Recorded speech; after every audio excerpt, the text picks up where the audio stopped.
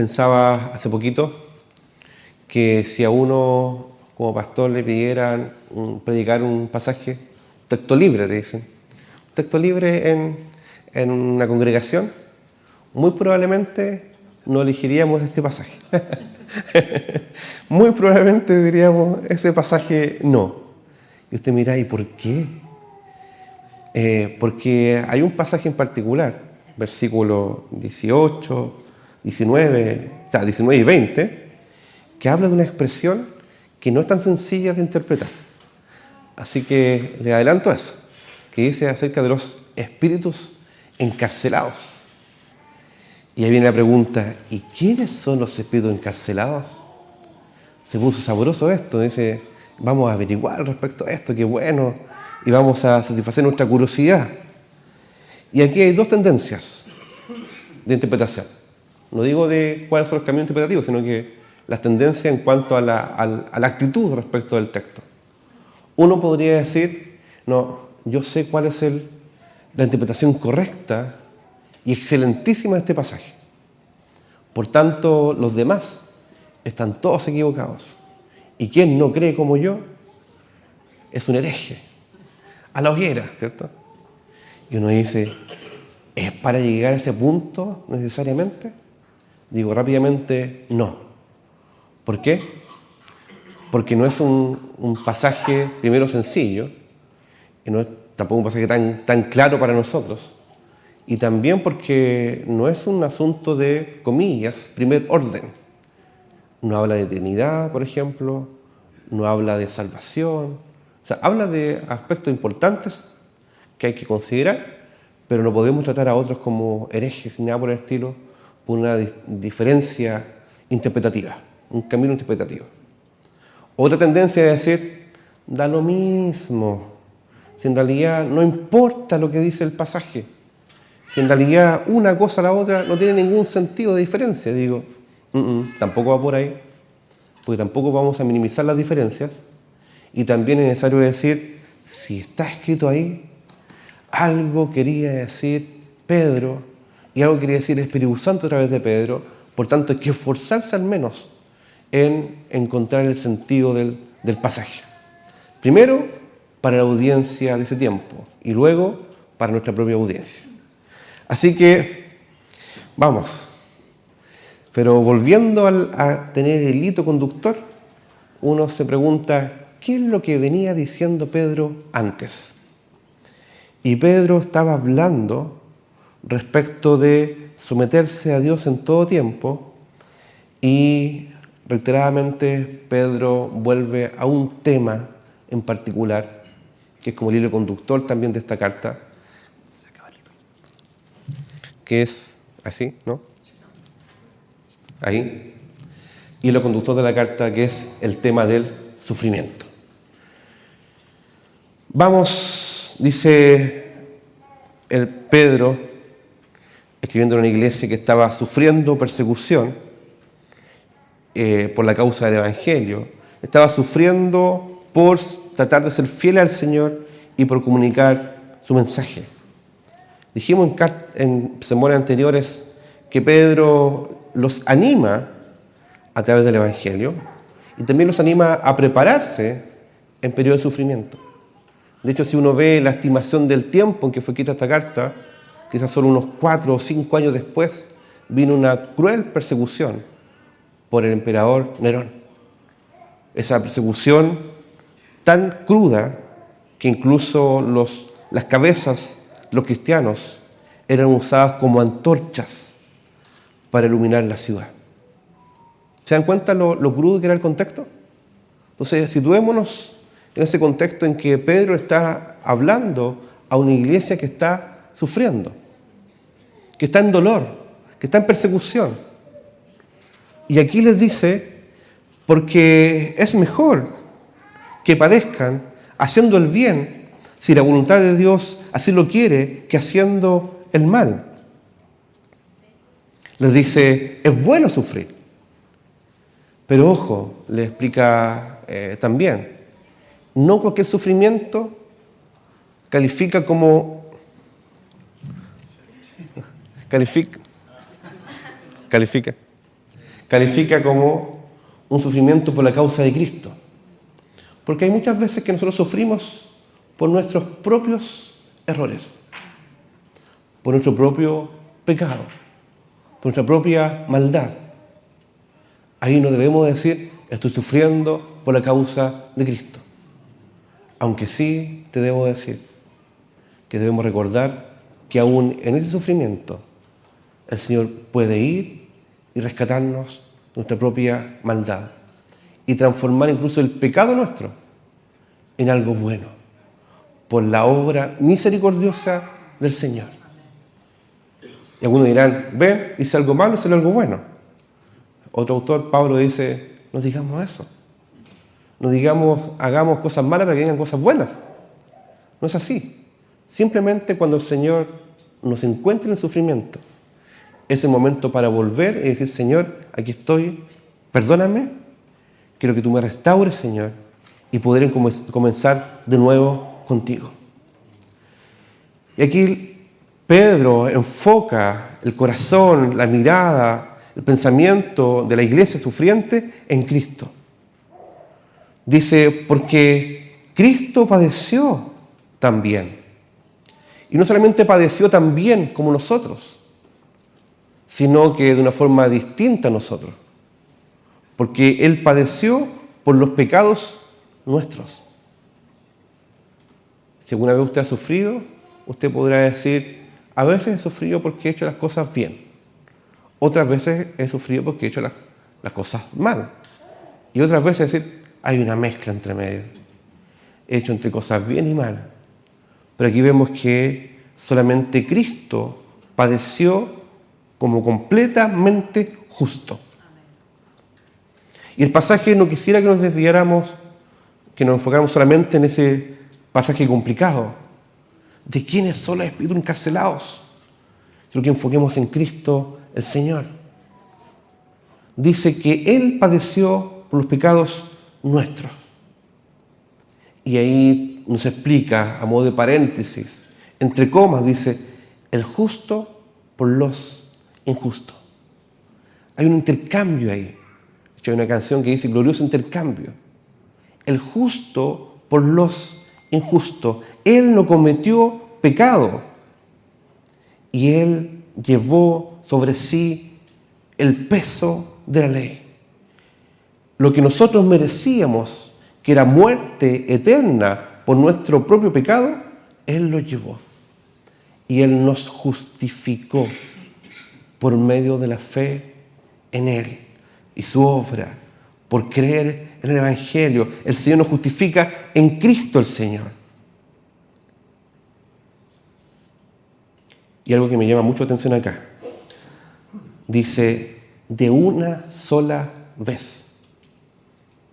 Eso quiere decir de que, a diferencia, por ejemplo, del sacerdocio del Antiguo Testamento, el sumo sacerdote debía presentarse año tras año, con ofrendas, con sacrificio, ofrenda por los pecados propios y los pecados del pueblo.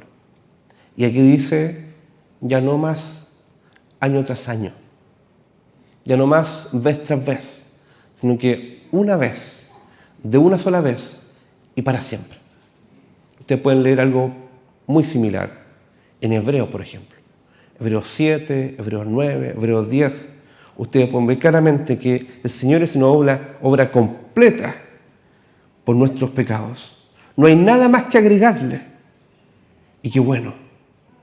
Y dice, de una sola vez, es como desarraiga por completo el poder del pecado. Vamos a ver también el poder de la muerte, el poder de las tinieblas y el poder de este mundo, con su sola muerte en la cruz. Pero además dice que Él fue llevado a la muerte, a la verdad fue muerto en la carne, esto es verdad, pero vivificado también en espíritu. Esta verdad nos va a acompañar en este sermón, porque debemos decir de que el sufrimiento es vencido en Cristo. Hay victoria por sobre el sufrimiento. ¿En quién? En Cristo. Y debo repetirte esto. Para tu propia realidad, para mi propia realidad, hay victoria en el sufrimiento, en Cristo. Y eso lo llena todo, eso lo desarraiga todo, desarraiga incluso nuestra enemistad con el Señor, nuestra frialdad, desarraiga incluso nuestro deseo de arrancar del Señor, nuestra incapacidad también. Lo desarraiga, dice, de una sola vez por los pecados. Jesús, el Maestro, no fue un maestro chasquilla. ¿Conoce lo que es un maestro chasquilla, cierto? Un maestro que hace un arreglo, tras arreglo, del arreglo, del arreglo. Un ejemplo de un arreglo chasquilla en la vida cotidiana: uno va a un restaurante, se sienta, pone el brazo, la mesa se tambalea y aparece el garzón muy amable. Dijo, aquí tengo una servilleta. Dobla la servilleta, pone debajo y dice, listo. ¿Se arregló? Arreglo, chasquilla. Y él no hace un arreglo chasquilla. Él no hace algo inconcluso, hace algo que es perfecto, que es suficiente delante del Señor. Porque Él pagó por los pecados de su pueblo. Él pagó de una sola vez y para siempre. Desarraigó el poder del pecado en nuestras vidas. Esa gran verdad es la verdad que estaba resonando en esta iglesia. Que cuando estaba sufriendo necesitaba una vez más recordar el mensaje del Evangelio. Estoy sufriendo por causa de Cristo, pero alégrate, Cristo venció el poder del pecado.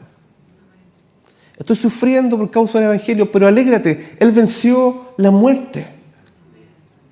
Muchos fueron llevados a la muerte por causa del Evangelio, pero alégrense, Cristo venció la muerte y además fue vivificado en el Espíritu. Hay resurrección de los muertos. Si no hubiera resurrección de los muertos, si Cristo no hubiese resucitado, seríamos miserables, dignos de compasión. Pero en tanto el Señor padeció, murió, resucitó, y vamos a ver después que dice que ascendió, tenemos esperanza. Este versículo llena de esperanza a una iglesia sufriente. Llena de esperanza a una iglesia que está sufriendo, comillas, injustamente, por ser fiel al mensaje del Evangelio. Te pregunto a ti. No sé en qué momento de tu vida te encuentras. No sé cuál es el nivel de complejidad que estás viviendo hoy. Cuáles son las tensiones que estás viviendo hoy. Pero el mensaje que era dedicado directamente a esa iglesia, sufriendo persecución, también el Señor se acerca a ti y te dice, hay una verdad más grande y más sublime que el sufrimiento que estás viviendo. Hay una verdad tan potente que Cristo padeció una sola vez por los pecados y por eso fuimos llevados a Dios, que es el mayor don que podemos recibir, y que el Señor que murió también fue edificado en espíritu. Después viene el pasaje complicado, ¿cierto? Que lo vamos a saltar, ¿no? En el cual también fue y predicó a los espíritus encarcelados. No vamos a resolver el debate hoy, le voy a enunciar algunas cositas solamente, porque hay al menos 3 preguntas que surgen respecto de este pasaje. La gran pregunta es, ¿quiénes son los espíritus encarcelados? Segunda pregunta, ¿quién y cómo fue predicado a estos espíritus encarcelados? ¿Se refiere a Cristo mismo que fue y predicó? ¿O se refiere a que el Señor, por medio del Espíritu de Cristo, enseña a estas personas? ¿Ejemplo? o por medio de los profetas? Y lo otro, ¿en qué tiempo se dio esto? Son 3 preguntas que en este sermón no vamos a abordar, se lo digo desde ya, ¿ya? Pero con un cafecito, un matecito, galletita, podemos conversarlo. Probablemente no vamos a resolver el tema, pero sí vamos a intentar saborear lo que el Señor nos quiere enseñar. Entonces uno dice, sigamos el camino A y el camino B. Porque también es bueno decir que hay cosas que definitivamente no son. También es bueno poner las barandas de las cosas que no son predicadas en este pasaje.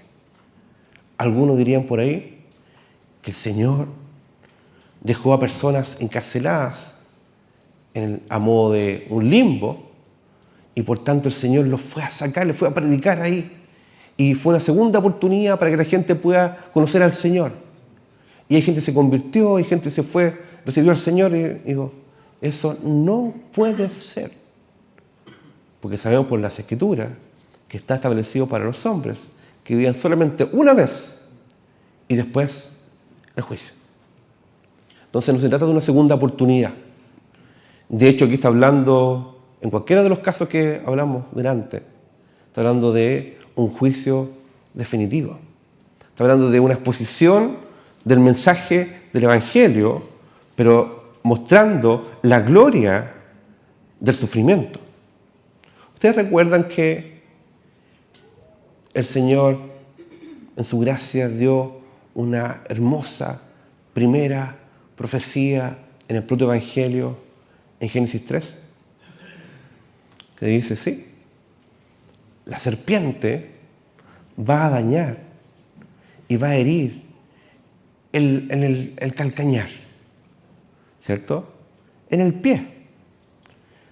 Pero la serpiente va a ser aplastada poderosamente, siendo aplastada en la cabeza. Y uno dirá, ¿qué significa esto? Si uno lo ve sin el mensaje completo de la Escritura, diría, ¿qué significará este enigma, este misterio? Pero bueno, que el misterio del Señor no queda ahí. No es para descifrarlo sin ninguna clave, porque Cristo es la clave interpretativa de toda la Escritura. Y ahí después conocemos que obviamente hubo alguien que fue herido. ¿Quién fue herido por nuestros pecados? Cristo el Señor. Pero alguien que venció a través del sufrimiento. Venció el pecado, venció a la muerte, venció al mundo y venció a las huestes de maldad. Y fue una victoria definitiva. Y estamos en esa victoria definitiva posicionalmente. Y usted dirá, ¿y dónde está la victoria en este momento? Si usted dice, fíjate mi tensión que estoy viviendo. Fíjate la dificultad en que estoy en este momento. O incluso fíjate las tentaciones que estoy viviendo hoy. O los pensamientos que tengo incluso. Eso te dice, ok, es ahora ya.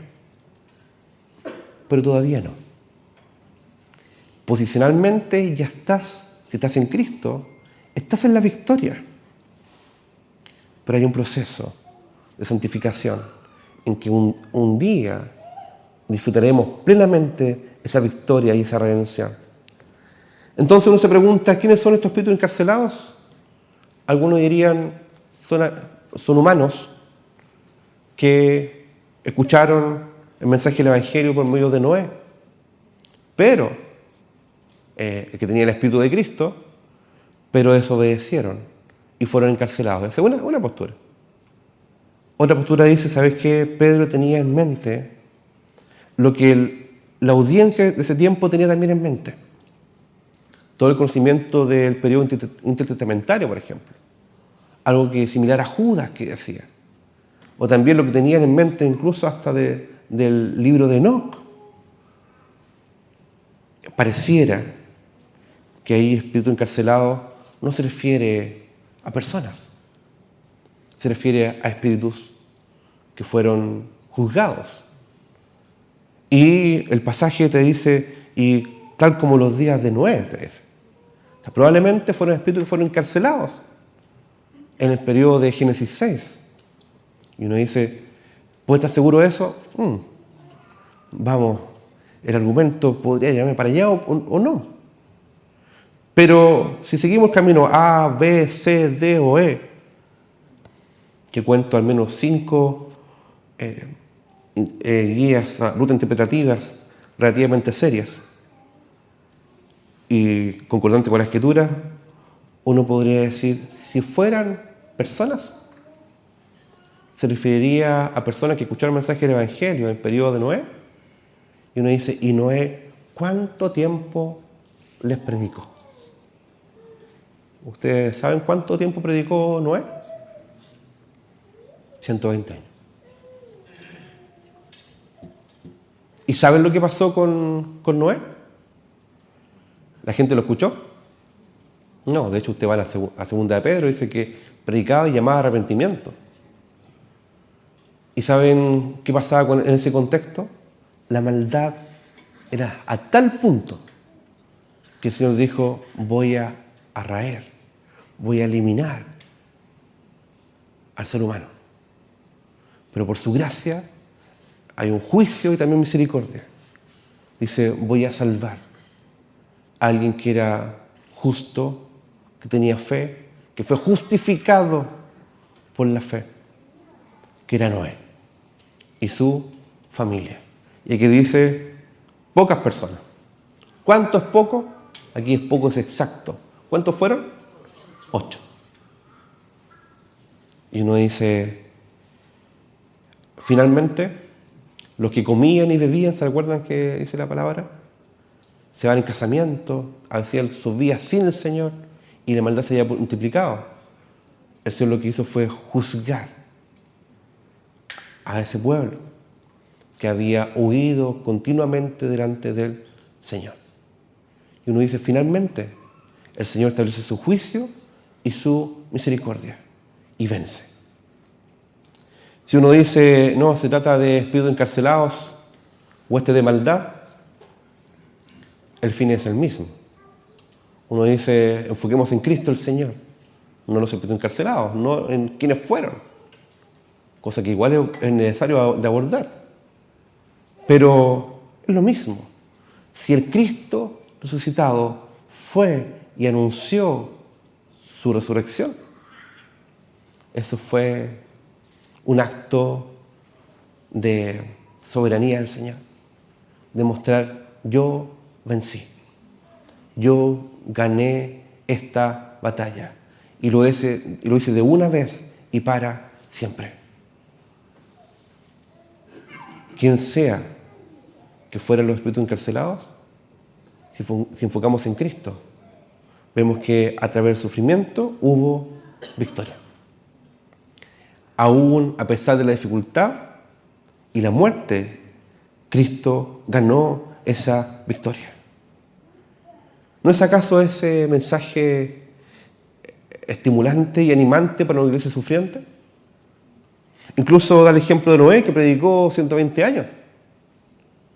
Predicó y no veía ningún fruto, incluso de conversión.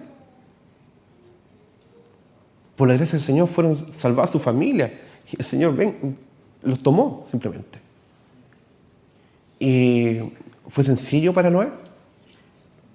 Usted ve la historia de Noé y no fue sencillo. De hecho, 2 Pedro dice que predicaba arrepentimiento. Pero la gente no tomó en cuenta esta advertencia.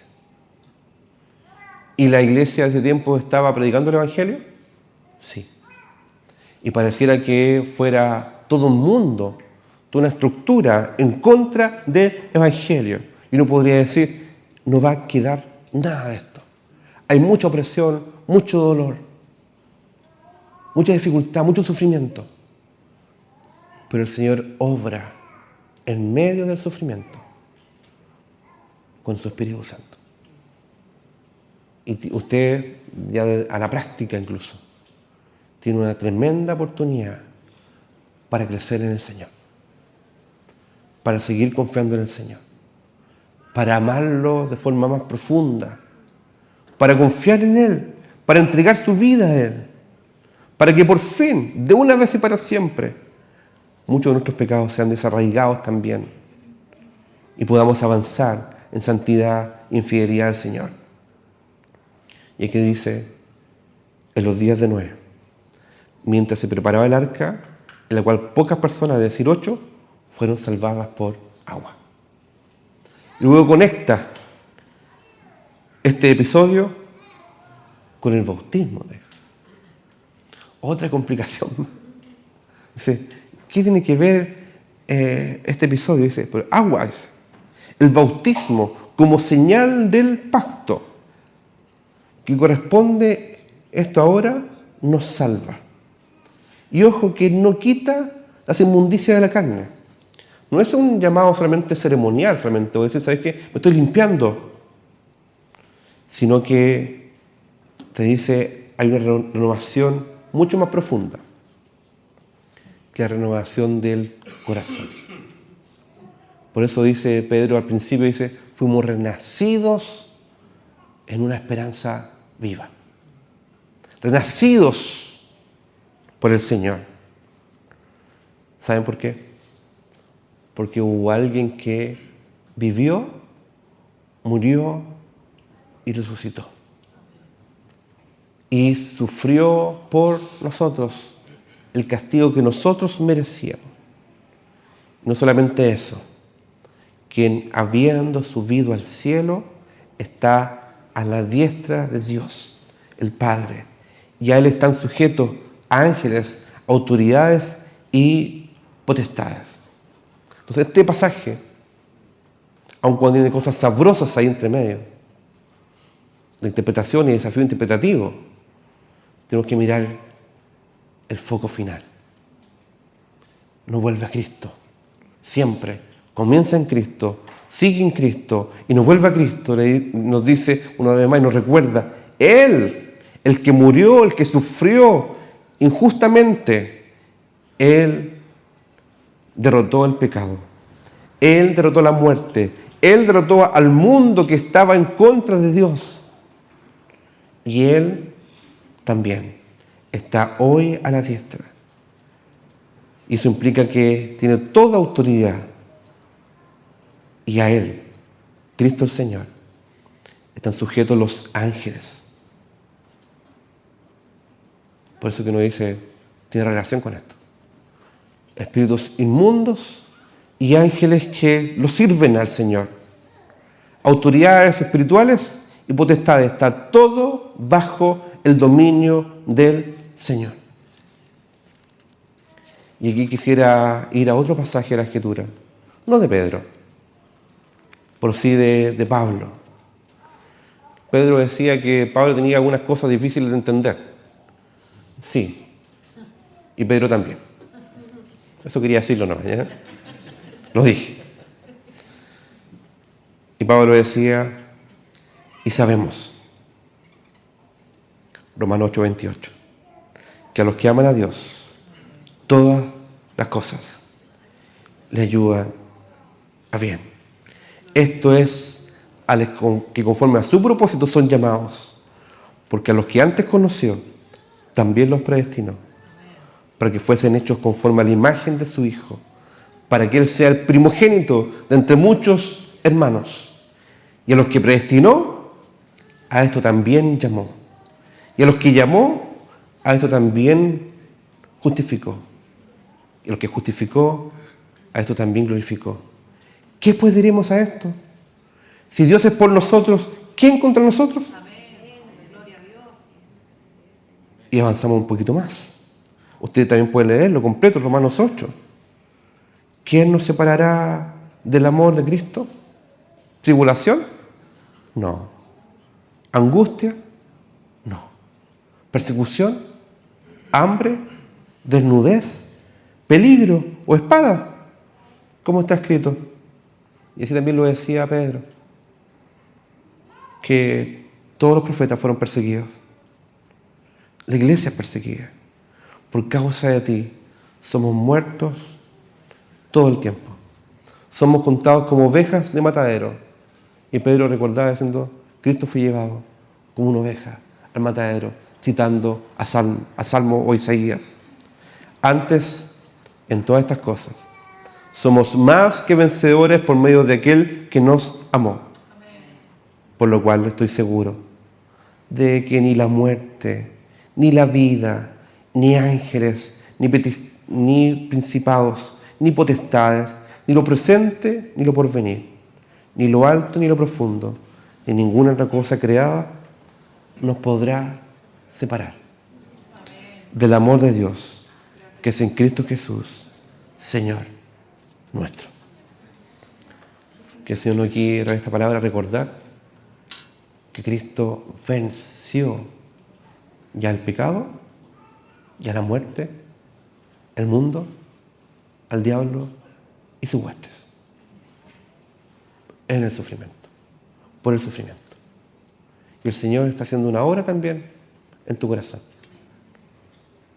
También a través del sufrimiento. Pero recordemos que Él ya venció. Como dice Pedro, sigamos sus pisadas. Él ya lo hizo por ti. Ahora es cosa de seguir tomado de la mano del Señor, en el poder de su Espíritu Santo, conforme a su palabra, para vivir por Él y para Él, para su gloria y para el gozo de su pueblo, en medio de su iglesia y en medio de las naciones. Los invito a orar. Señor, te damos muchas gracias, porque podemos reconocer que tú vences en medio del sufrimiento. Ya venciste. Y lo estás haciendo en nuestros corazones también.